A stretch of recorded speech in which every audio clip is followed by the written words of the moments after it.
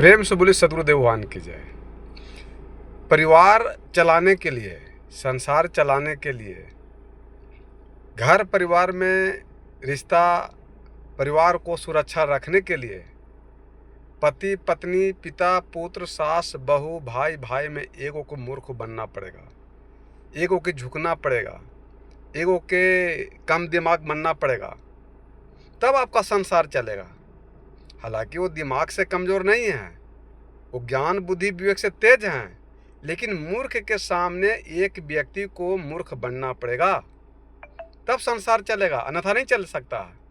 जैसे पति पत्नी में झगड़ा है तो दोनों अगर तेज हो जाएगा तो फिर संसार टूट जाएगा, बिखर जाएगा, रिश्ता खत्म हो जाएगा।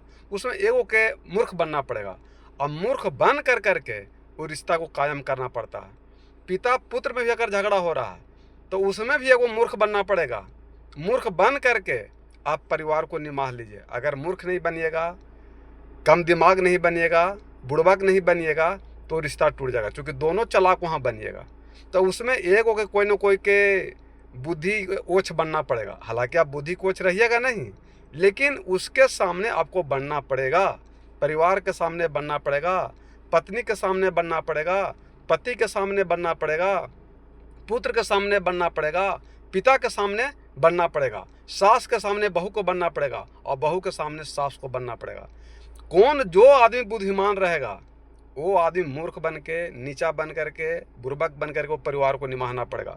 और दोनों चालाक बनिएगा तो रिश्ता आपका टूट जाएगा, परिवार बिखर जाएगा, फिर आपका ज़िंदगी बर्बाद हो जाएगा। इसलिए पति पत्नी में दोनों तेज बनने का प्रयास मत कीजिएगा। अगर दोनों तेज बनिएगा तो आपका रिश्ता टूट जाएगा।